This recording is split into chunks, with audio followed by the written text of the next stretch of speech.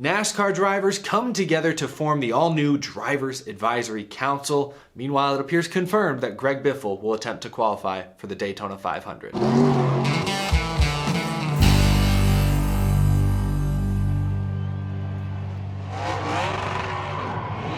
How's it going, y'all? My name is Eric. Welcome to Out of the Groove. I hope you've had a fantastic week. We've got a couple big stories to touch on today. First, if you're new to the channel, be sure to hit that subscribe button down below so you don't miss any future episodes. Next week is gonna be crazy busy leading up to the Daytona 500. I will be there in person. It'll be my first time ever out at the Great American Race. Lots of great content coming your way, so be sure to subscribe so you don't miss any future uploads. Couple stories to touch on today. First, it appears confirmed at this point that yes, Greg Biffle will attempt to qualify for the Daytona 500 with NY Racing. This image was floating around social media and it appears to come from John Cohen's official Instagram account. John Cohen, of course, is the owner of NY Racing, and he posted this photo, which if you zoom in, appears to show Greg Biffle's name on the windshield. Now, John Cohen's Instagram is private, so I have not seen the image for myself. It could be Photoshopped, but it looks legitimate. It was reported a couple weeks ago by Lee Spencer that Greg Biffle had been spotted at Richard Childress Racing getting his seat fitted for the 44 car, but we haven't gotten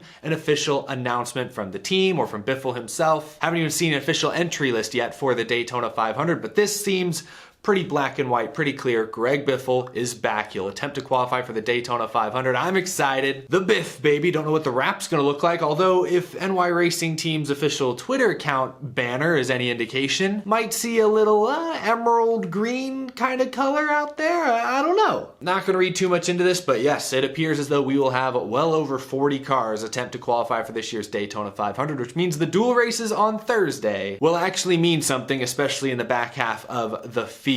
Some of the drivers up front may not be shaking it up too much with the part shortage, a next-gen car shortage, but back in the pack there are going to be some drivers and teams racing for their Daytona 500 lives. That's going to be fun to watch. Excited for the Biff, excited for NY Racing Team, excited for their official announcement. Don't know when that will actually come, but presumably very soon. Now, remember earlier this week, I talked about the relationship between the drivers and NASCAR. Over the past year, and you could say years, the drivers have voiced many concerns, many issues with NASCAR's executive decisions. Just last year, drivers would occasionally complain about the rules package, or most notably about the Atlanta repave and reconfiguration, safety concerns after the crash test rumors with the next gen. Drivers routinely voiced their displeasure with NASCAR's apparent lack of communication. But in that video earlier this week, I theorized at least that we might have reached a turning point. Beginning a month or two ago when NASCAR confirmed they were dropping the high drag, low horsepower package in favor of 670 horsepower and a shorter rear spoiler, I think that was the start of it. Less downforce, a little more horsepower in the cars seemed to be very popular amongst NASCAR Cup Series drivers. And I think that momentum carried over into the Clash this past week when NASCAR successfully put on a major exhibition event inside the LA Memorial Coliseum, viewed by more than 4 million people on TV, over 50,000, 60,000 fans in attendance. And we read those quotes this week from drivers who were very enthusiastic, very excited about this past weekend's event. So I said earlier this week that maybe we'd reached a turning point. Maybe the relationship between the drivers and NASCAR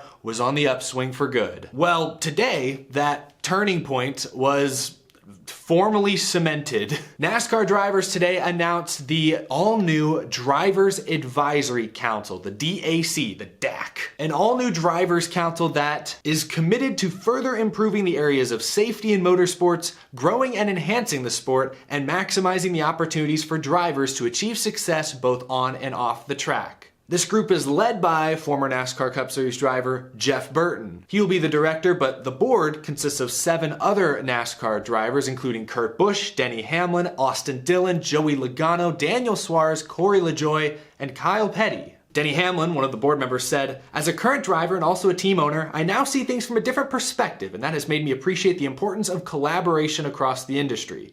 The new council will deliver a unified, collective voice from the drivers to help address any challenges we face and help accomplish the common goals the industry shares." NASCAR drivers coming together to form a collective effort. It's real nice to see, but how would NASCAR react? Well, in the actual press release that the Drivers Advisory Council put out, they included a quote from NASCAR Steve O'Donnell, which read, "Collaboration is critical to our growth, and we welcome any opportunity to strengthen communication with our drivers. We often look to drivers for input when making decisions that affect the sport, and the Drivers Advisory Council will help streamline that communication." Again, that quote was in the press release, which suggests NASCAR has been aware of this for at least some time. And apparently they approve of it. So what is this Drivers Advisory Council? It may sound really familiar to the old Drivers Council, which existed from about 2015 through 2018, 2019. It eventually kind of dissolved because many of the drivers involved felt like it was pointless, it was useless. Ineffective is probably the best word to use.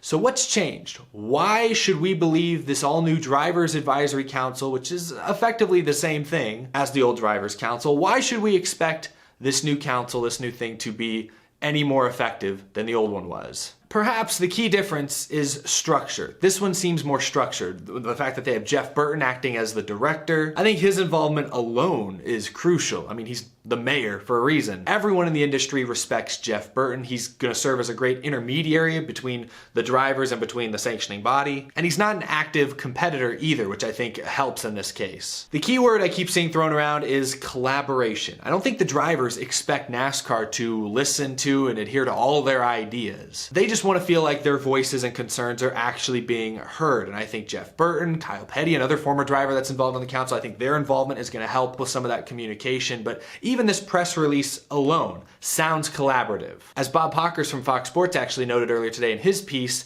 Denny Hamlin, who is both a driver and a team owner, is involved with the council. And Pockers notes that just Hamlin's involvement alone makes the council appear less adversarial with NASCAR and with other team owners. For this to work, we want perspectives of everybody. We want to understand the perspectives of a car owner. We want to understand the perspectives of NASCAR. We want to understand the perspectives of the industry. We actually view that as a strength. That's from Jeff Burton. So that's the key takeaway. This isn't the drivers rising up and fighting back against NASCAR, the sanctioning body, or the team owners or the race team alliance or anything like that. This appears, at least on paper, to be a collaborative effort. Drivers didn't like the poor communication around last year's next-gen safety test. They didn't like the poor communication about Atlanta. NASCAR just came down and said, hey, yeah, we're turning it into a baby super speedway. We hope you're happy. And unsurprisingly to most, all the drivers were unhappy about it. As I've said many times before, NASCAR drivers are your most powerful PR wing. If you want fans to be on board with whatever new decision, whatever new idea you may have, you first need to get the drivers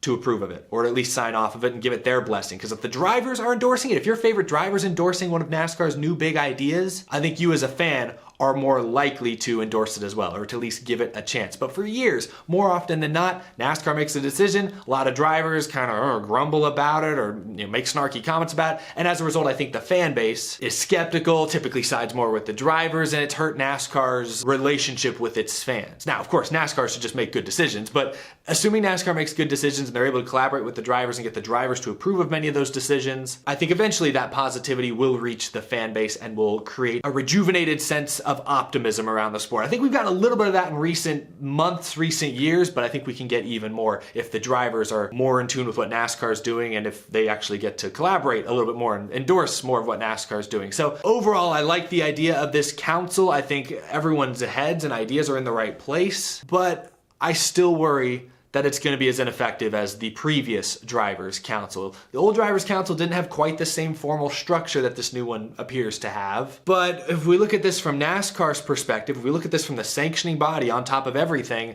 nothing much has changed for them. They still have to answer to a ton of different people. Fans, sponsors, OEMs, tracks, TV, local governments, and now, formally, they have to listen to drivers as well. NASCAR has a ton of different voices in their ears. The Drivers' Council is just gonna be another one of those. They're not gonna get everything they want, and I worry that when NASCAR makes decisions that please other sources more than they please the drivers will become disgruntled again, and this new Drivers' Advisory Council will become virtually obsolete, will be ineffective once more. Those are just my concerns. Again, I'm a little more optimistic about this new DAC as opposed to the old Drivers Council because Jeff Burton's involved, an intermediary. Everyone respects Jeff Burton, and it does seem to have a little more structure to it. And I think right now with the next gen and the newer leadership in NASCAR, this isn't the Brian France era anymore. I think everyone does understand the importance of collaboration, the importance of getting everyone, or at least most everyone, on board with whatever future big decisions the sport makes. This is all real vague stuff, but if you look at the mission of the Drivers Advisory Council, it's all very vague. We want to improve safety. Of course, who doesn't? We want to grow the sport. Of course, who doesn't? We want to maximize opportunities for drivers. Of course, who doesn't? Everyone agrees with their goals, their mission statement, broadly speaking, but when it gets down to brass tacks and specific instances,